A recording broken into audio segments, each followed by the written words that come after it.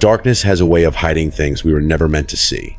Imagine this: you lace up your shoes, the night air is crisp, and the quiet streets feel almost peaceful. But then you hear it. Footsteps. Not yours, not your friends, but something else trailing just a few feet behind. When you run faster, it runs faster. When you slow down, it slows down. And when you finally look back into the shadows, you see nothing at all. That's when the fear starts to crawl under your skin. Jogging should be simple, safe, even healthy. But for some unlucky runners, a night jog turns into a nightmare. A dark figure laughing in the trees. A man with a butcher's cleaver who doesn't breathe. A stranger in a car who has been following children for years. These are the kinds of things you don't expect when you just want some exercise. Yet they're real. They happened, and they could happen again. Welcome to The Price Paid, the channel where true horror takes its final breath. Subscribe now, and let's run together into the shadows. Just don't look back.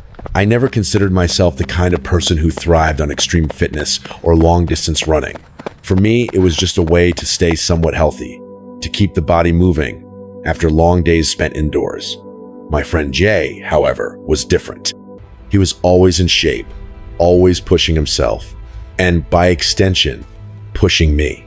We became running partners, training together on late nights through my neighborhood.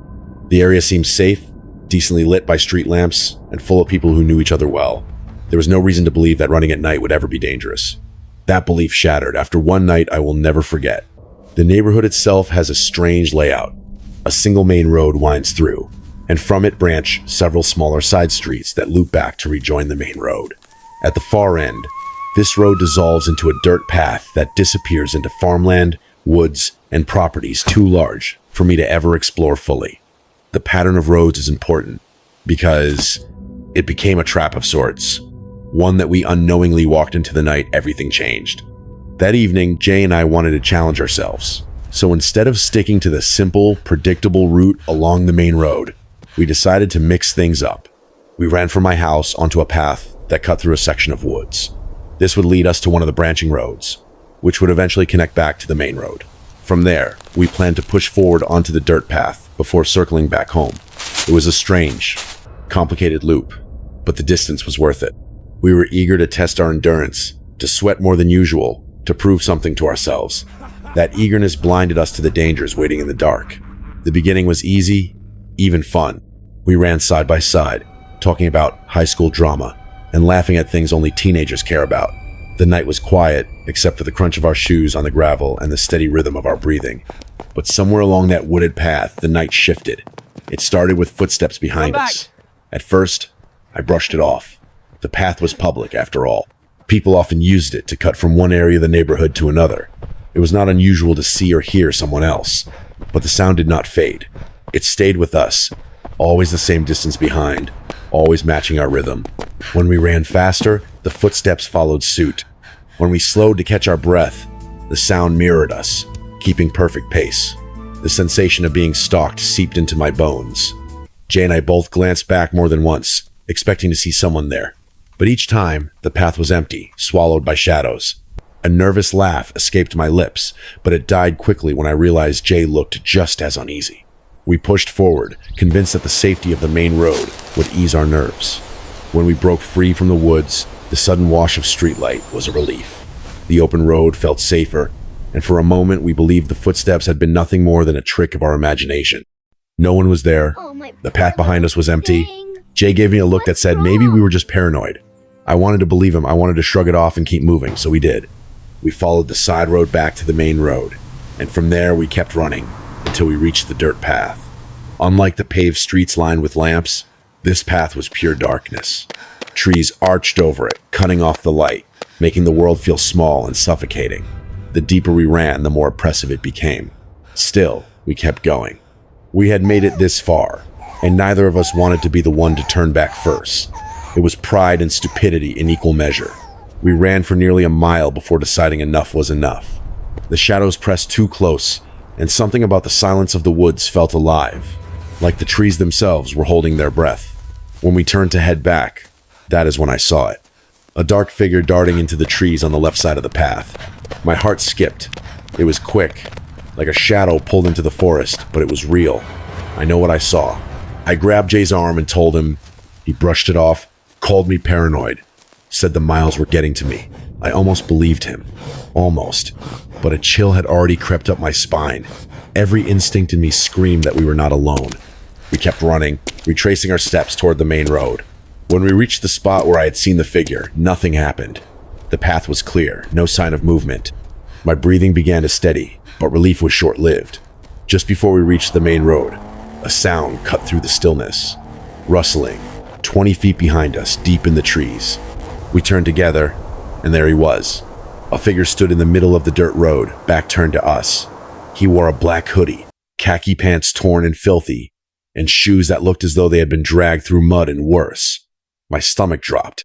The world shrank to the sound of my heartbeat, pounding so violently I thought my chest might burst. Jay shouted at him, asked what the hell he was doing. Before he could finish, the man began to laugh. It was not laughter the way normal people laugh. It was jagged, broken, a sound that clawed into your ears and refused to leave. It made my skin crawl, made me want to cover my ears and scream. The man slowly turned toward us, and that was worse than the sound. His face was pale, his eyes wide and unblinking. His expression burned into me, searing itself into my mind in a way I will never forget. That glare was not human. It was hungry, unhinged, something that lived in nightmares. And in that moment, the world tilted. We were prey. He was the predator. Jay looked at me, and without a word, we both turned and ran.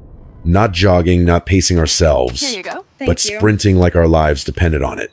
Behind us, the laugh came again, carried by the wind, chasing us down the dirt road, urging us to go faster. And we did. We ran harder than we ever had, faster than our legs had ever carried us. Every stride was fueled by terror. Every breath felt like it might be my last. The road stretched forever, the distance to safety an impossible goal. But somehow, we reached my house. I collapsed in the yard, retching, the world spinning around me. My lungs burned, my stomach clenched, and Jay fell beside me, panting in silence. We stumbled inside, locking every door, slamming the garage shut, shutting out the night. But no matter how many locks we turned, no matter how many walls stood between us and the dark, the memory of that face and that laugh followed us. Even now, when the house is quiet, when the streets outside seem harmless, I can still hear it. That awful laugh echoing just behind me, waiting for me to look back. We swore that night we would never run the neighborhood again after dark. And we have kept that promise. If you ever run at night, do not make the mistake we did. Stay where the lights are bright. Bring a friend. And never ever ignore the sound of footsteps that do not belong to you. When I was in high school, running was more than just an activity for me. It was a way to clear my mind, to feel the rhythm of my feet hitting the pavement, and to escape the stress that seemed to pile up every day. I was not the fastest on the track team, but I had endurance. And with every run, I could drift into a zone where nothing else mattered. That is why I did not hesitate when a woman from a quiet rural neighborhood asked me to take her hyperactive puppy, Izzy, out for daily runs.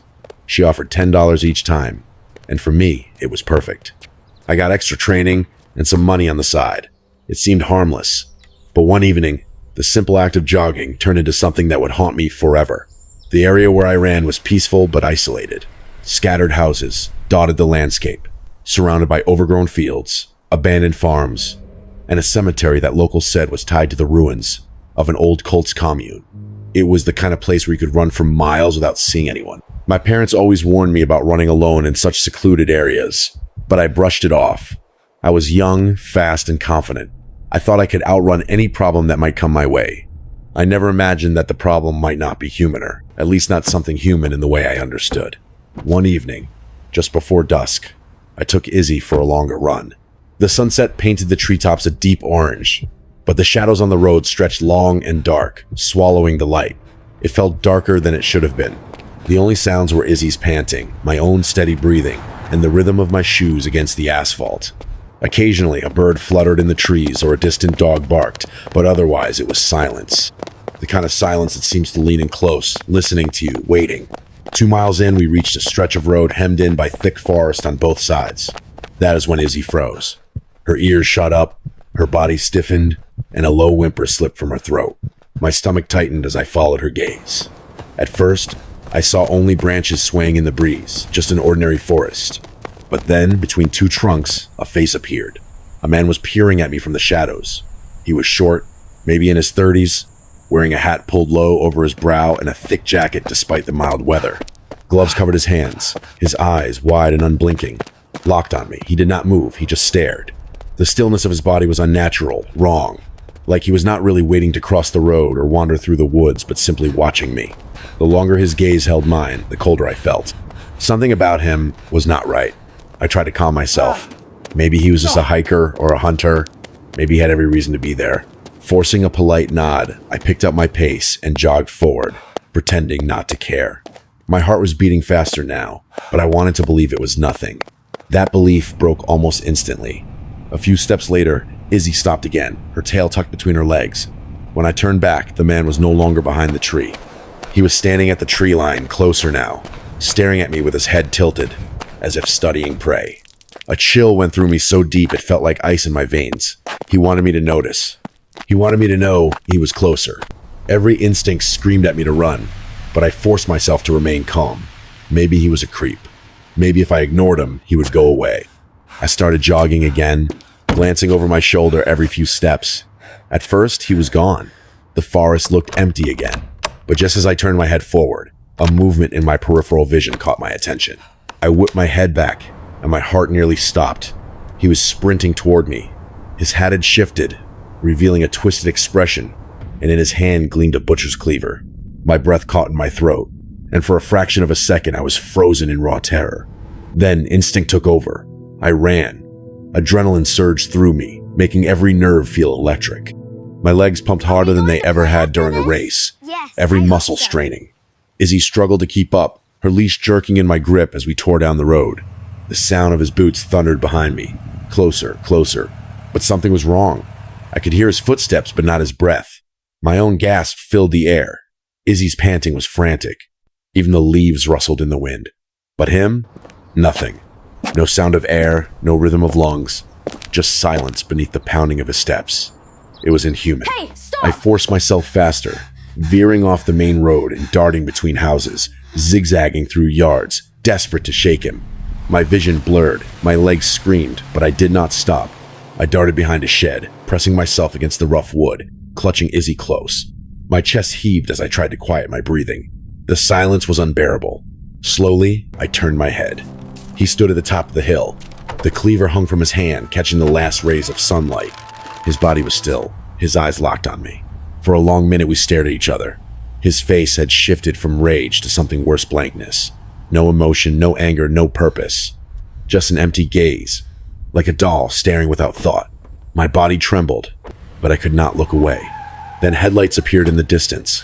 A car approached, its beams slicing through the darkness. Without hesitation, the man turned. He walked back into the woods, disappearing as though he had never been there. No hurry, no panic, just gone. I stayed frozen behind the shed for what felt like hours, my legs numb, my heart refusing to slow.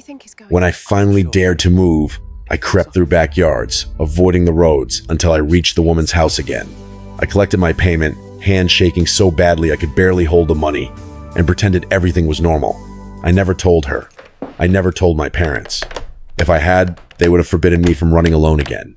And at that time, running was everything to me. But the silence of that man, the unnatural way he moved, the fact that he never seemed to breathe it has followed me. It was not just some deranged man in the woods, it was something else, something wrong. And though I never saw him again, every time I run at dusk, every time the trees shift in the shadows, I wonder if he is still out there, waiting, cleaver in hand, ready to run again. The neighborhood where I grew up was the kind of place people described as safe, quiet, and tucked away. Surrounded by endless fields and winding country roads, it was beautiful in its own way, but it was also deeply isolating. You could not get anywhere without a car, and at times the stillness felt less like peace and more like a trap. I often felt confined there, especially during quarantine, when days blurred together and I longed for something more than the same old roads. But looking back, I wonder if that very isolation created the perfect hunting ground for something or someone that had been watching for years. The first time I remember anything unusual happening, I was 9. My little brother and I were walking our dogs toward the end of our street when a large white SUV pulled up. The man inside, a tall white guy with curly blonde hair, leaned out and waved us over. "Hey, come here," he called. My brother started toward him, but alarm bells went off in my head. I grabbed his arm and pulled him back. I had heard too many stories of kids being lured into vans, never to be seen again. We turned and walked the other way. When the man realized we were not coming, he turned his SUV around and drove off. At home, I told my mom what happened, but she brushed it off, saying he probably wanted directions. Even at 9, I knew better. Something about him was wrong. A year later, during Halloween of 2014, the neighborhood buzzed with whispers of another car.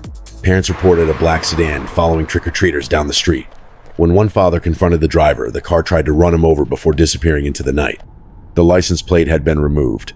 People were shaken, especially since the murder of Hannah Graham had recently made headlines in our area. Fear hung in the air, and yet, like before, nothing was done. Life returned to normal, or at least, it pretended to. 4 years later, in the summer of 2018, I was asked to pet sit for some neighbors while they went on vacation. Their house was just off the main road. I was supposed to go there 3 times a day, morning, afternoon, and night. Usually I stuck to the road, but sometimes I cut through the woods to save time. One night, I lost track of time playing video games and did not head over until after 10. The world outside was pitch black. Only the beam of my flashlight and the distant stars lit my path. I let the dog out, relieved when nothing seemed out of the ordinary. But as I glanced out the window before leaving, my blood turned cold. A black sedan sat at the edge of the driveway, one that had not been there when I arrived. The owners were still out of town, so there was no reason for anyone to be there. I debated what to do, then made a decision. Instead of walking back along the road, I cut through the woods. It was slower, harder, but safer. For the rest of the week, I stuck to the woods. The sedan never returned, but I never forgot the way it made me feel watched, cornered, like the SUV from years before. These strange occurrences might not have meant much on their own, but it was what happened recently that forced me to connect the dots. During quarantine, with no track practices, I took to running the roads around my house every day. At first, it was peaceful. I ran for an hour at a time, enjoying the scenery and the silence. But then, a month ago, the SUV returned. The same kind of large white vehicle I remembered from when I was 9. It appeared one day, cruising alongside me on the opposite side of the road, going slow enough to match my pace. At first, I convinced myself it was coincidence, but it was not. The next day, it was there again, and the next. For 10 days straight, it followed me, always hanging back just enough to avoid suspicion, but never far enough to disappear. I tried to test it. One day, I ran an hour later than usual, hoping to prove to myself that it was just routine, just someone with a schedule that happened to overlap with mine. That day, the SUV did not appear. I breathed easier until the next evening, when it returned, creeping behind me as if nothing had changed. My chest tightened with dread. It was not coincidence. It was deliberate. On the 11th day, things escalated. I turned down a side street, hoping to lose the SUV. At the end of the street, a black sedan waited. At first, I thought nothing of it cars parked in driveways were normal. But as I drew closer, I noticed something chilling. A figure crouched low on the far side of the car, barely visible in the shadows, trying to stay hidden. My instincts screamed. I bolted back the way I came, only to see the SUV idling at the top of the street, blocking my escape. Panic surged through me. I chose the danger I knew over the unknown. I sprinted toward the SUV, hoping to slip past it. But as I drew near, the driver's door flew open. A man jumped out and lunged for me. He was tall, his curly blonde hair illuminated by the faint streetlight. My heart stopped. It was him. The same man from the SUV years ago, the one who had tried to lure me in when I was 9. Somehow, impossibly, he was still here. I ran like my life depended on it, every ounce of training from track pushing me forward. His footsteps thundered behind me, his voice shouting for me to come back, that he just wanted to talk. I knew better. I did not look back, not until I was safe on my street, a mile away, my chest burning, my legs shaking. When I glanced over my shoulder, he was gone, but I knew what I had seen. I knew who it was, and I knew he was not finished. I broke down and told my mom everything. The police were called, but without a license plate, they could do little. They promised to look into it, but I have not heard anything since. At night, I lie awake replaying it all, every encounter, every close call. From the SUV when I was 9, to the black sedan on Halloween, to the car outside the pet sitting house, to the man chasing me down the street, it is all connected. It has to be. These men, or this man, has been haunting my neighborhood for years, waiting, watching, trying again and again to snatch a child, and I know that next time it might not end the way it did for me. What terrifies me most is not what happened to me, but what might happen to someone else. There are dozens of kids in my neighborhood, some younger than I was when it started, some more trusting, less cautious. If they were the ones walking the dogs that night or trick-or-treating or running alone, would they have been so lucky? Or would they be gone, just another name on a missing poster? I see his face in my dreams, the curls, the grin, the shadow of him stepping out from the SUV. I still wake up drenched in sweat, knowing he is still out there. And worse, knowing he remembers me too. Looking back, I've come to understand that these three stories, though different on the surface, are tied together by one chilling thread: the illusion of safety. Each began as something ordinary, a run through familiar streets or a path you had taken 100 times before. Each unfolded in places that seemed harmless neighborhood roads, wooded shortcuts, quiet rural lanes. And yet, in each story, darkness crept in quietly, turning normalcy into a stage for terror. It is easy to believe you are safe when you are doing something as simple as jogging, but the truth is far darker. These experiences taught me that danger does not announce itself, it waits. The first story shows how quickly things can change. Two friends, convinced they know their own neighborhood, decide to take a longer route to push themselves harder. They do not see the danger building behind them. The sound of footsteps starts out like a curiosity, something to shrug off. But as the steps match their every move, the pattern becomes clear: they are being hunted. The relief they feel stepping back into the glow of streetlights is temporary, a false safety. The figure they encounter on the dirt path is not a random stranger. His behavior, his awful laughter, his pale glaring face, they are signals of something beyond reason. They survive because they run. That is all. In another story, the ending might have been different. The second story strips away another layer of comfort. Running alone in a rural area seems tranquil at first, Oh my goodness, that was even a tough freeing. one. There are no crowds, no cars, just trees and sky. But isolation also means there is no one to hear you if you scream. The man hiding in the woods, watching with unblinking eyes, embodies that danger. At first he is distant, almost easy to rationalize. But then he steps closer, showing he is not just watching, he is planning. His sprint toward the narrator with a butcher's cleaver turns the forest into a nightmare. Worse still is the unnatural silence surrounding him, the absence of breath as he runs. It is as if the man is less a person than a predator wearing human skin, something that has learned to mimic us but not perfectly. The runner escapes only by luck, by speed, and by a moment of distraction when headlights cut through the dark. The third story is the culmination of years of dread. It starts as a memory of a childhood warning, a tall man in a white SUV calling out to two kids. It evolves into a series of sighting scars without plates, sedans following trick-or-treaters, a vehicle parked where it should not be. It ends with a chase, a man stepping out of a car and running after the narrator, a stranger who is no stranger at all but the same man from years earlier. This is not a single encounter, it is a pattern. Someone has been watching that neighborhood for a long time, waiting for the right moment. The realization that it is all connected, that these events are not isolated, is what makes the third story the most terrifying. It suggests a predator who does not give up, who does not forget, who will keep trying until he succeeds. These stories, taken together, are not just about being followed or chased. They are about the ways we tell ourselves we are safe. We think that familiar roads protect us. We think daylight is enough. We think our speed, our vigilance, our phones will save us. But the truth is that when danger comes, it comes fast and without warning. In the first story, the friends are together in a semi-lit area, and still they nearly fall victim. In the second, the runner has a dog and still finds herself hunted. In the third, the narrator has years of experience, training, and instinct, and still barely escapes. The common denominator is not caution, it is luck. When I run now, I carry those lessons like weight in my pockets. I do not run at night anymore. I choose well-lit paths, places where people can see me. I run with friends. I keep my phone in my hand instead of tucked away. Even then, I know it might not be enough.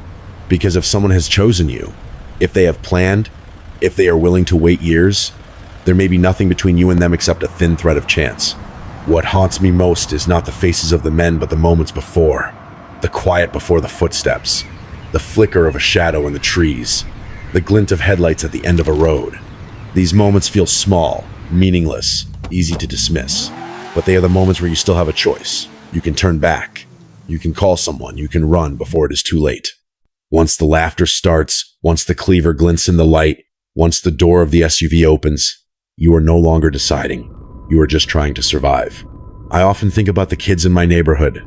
How many of them still run at dusk, earbuds in, unaware of the danger? How many have seen a car idle too long and ignored it? How many believe, as I once did, that nothing bad could happen to them? The stories I have shared are warnings. They are proof that the line between normal and nightmare is thinner than we think. If you are reading this, if you run at night, if you believe your neighborhood is safe, remember these stories. Remember the footsteps in the woods, the man who does not breathe, the SUV that comes back year after year. These are not just tales to scare you, they are truths. They are experiences people have lived through and barely escaped. They are the price paid for ignoring that first feeling of unease. And yet, even with all this, running is still something people will do. We will lace up our shoes. We will step out into the dark. We will convince ourselves we are fine. But as you do, know that out there in the quiet, in the spaces between streetlights, someone may be waiting. Someone who has been waiting for a long time. This is not meant to stop you from running. It is meant to open your eyes, bring a friend, stay where it is bright. Trust your instincts. If something feels off, it probably is. Do not brush it off like I once did. Do not assume you are imagining things, because the next time you might not get the chance to run. The stories you have just heard are real. They happened. They are happening still. And for every person who runs back to the safety of their home, there is someone else who does not. When you put on your running shoes, you do not expect to face horror. You think about breathing, pacing, the path ahead. You expect sore legs, sweat dripping down your back, maybe a sense of calm when the rhythm takes over. What you do not expect are footsteps that do not belong to you, eyes watching from the trees, or a stranger's car waiting at the end of the road. And yet, for the people in these stories, that is exactly what happened. A late-night jog through a familiar neighborhood turned into a chase for survival. A quiet run in the countryside became a nightmare with a faceless man and a cleaver. Years of strange encounters with the same vehicle revealed something darker than coincidence, something deliberate, something predatory. The lesson is not that you should never run. The lesson is that danger hides in the most ordinary places, and it strikes when you least expect it. Each story carries the same message. Trust your instincts. The moment you feel something is wrong, it probably is. Do not ignore the rustle behind you, the car that appears one too many times, or the figure that lingers too long in the shadows. Fear exists for a reason. It sharpens your senses, pushes you to act. It is better to overreact and be safe than to brush off that feeling and become a victim. If you run at night, stay in well-lit areas. Bring a friend. Keep your phone within reach. Let someone know your route before you leave. Do not assume that because you have run the same road 100 times, it will always be safe. It only takes one night, one figure, one vehicle to change everything. And if you ever feel that cold shiver crawling up your spine, listen to it. Do not dismiss it as paranoia. Those who survived these encounters did so because they ran, because they trusted the instinct that told them something was wrong. The world can be beautiful and terrible at the same time. Jogging through quiet streets or open fields can make you feel free, alive, unstoppable. But freedom has its price. There are those who wait in the dark, who look for opportunities, who thrive on your sense of comfort. You may never see them, or you may hear their laughter, see their face, feel their presence just long enough to understand how close you came to losing everything. These stories are not meant to terrify you into staying home. They are meant to remind you that survival often comes down to awareness, to choice, to the willingness to run before it is too late. The price paid by those who shared these stories is a lifetime of memory, a fear that never really goes away. Their survival is a warning, a gift for those willing to listen. So the next time you step outside into the night, remember their words, remember their fear, and remember that sometimes the scariest things are not ghosts or monsters, but people hiding in the shadows, waiting for you to believe you are safe. Welcome to The Price Paid. If you want more true stories that will keep you looking over your shoulder, subscribe now, because the next story could be yours.